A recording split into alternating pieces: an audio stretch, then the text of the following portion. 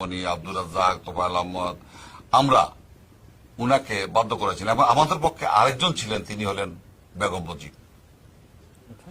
উনি পরিষ্কার বলে দিলেন যে তুমি যদি পাকিস্তানের প্রধানমন্ত্রী হয়ে বেঈমান হিসেবে এই বাড়িতে আসো, আমি আমার ছেলেদের নিয়ে বাড়ি থেকে চলে যাই, বাড়িতে থাকবো না। আজ উনি বেঁচে নেই। উনার বাকি উনার জ্ঞান বিদ্যা বুদ্ধি কি আছে, কিন্তু বাঙালি জাতি রাষ্ট্র একটা করার ব্যাপারে উনার যে ভূমিকা, এটা অপূর্ব অপূরণীয়। এবং উনি আমাদেরকে সমর্থন দিয়ে গিয়েছেন।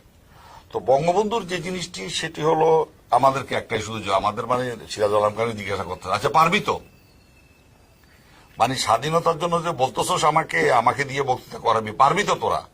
তো সিরাজুল আলম খান বলতো যে আপনার যদি দোয়া থাকে আমরা পারবো। এই পর্যায়ে এইভাবে আরো অনেক কথা আছে, অনেক কিছু, কে আমাদেরকে সাহায্য করবে, অস্ত্র কোথায় পাবো, ট্রেনিং কোথায় হবে, তার পৃথিবীর দেশে সাপোর্ট দেবেন, এগুলি অনেক আলোচনা হয়েছে। এবং সবচেয়ে একটু জিনিসটা যেটা রাখা দরকার, এই কাজ করার পূর্বে নিউক্লিয়াসের পক্ষ থেকে মাওলানা ভাসানী সাহেবের কাছে গিয়েছিল। উনি আজকে বেঁচে নেই।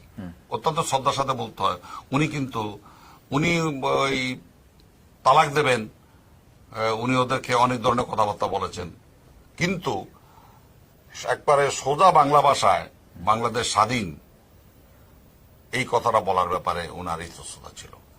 আমরা আতাউর রহমান সাহেবের সাথে আলোচনা করেছি, উনি ইতস্তত ছিলেন। সোজা কথা বলতে গেলে সর্বশেষ বঙ্গবন্ধু শেখ মুজিবকে ছাড়া সাহসী একজন মানুষ হিসেবে দাঁড়িয়ে যে বাংলাদেশ একটা বাঙালিদের রাষ্ট্র, এটা বলার মতো সাহসী নেতা আর কাউকে আমরা সহযোগিতা সে মুহূর্তে পাইনি।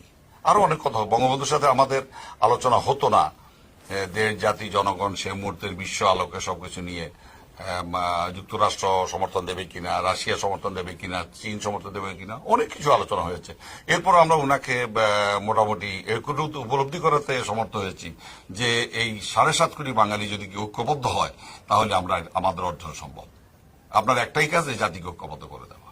এখন সর্বশেষ শেষ মুহূর্ত পর্যন্ত যেটা হয়েছিল 71 সালের 25শে মার্চ, তখন শেখ মুজিব আর কোন দলের নেতা ছিলেন না, কোন পরিবারের লোক ছিলেন না, তিনি ছিলেন সমস্ত বাঙালি জাতির নেতা।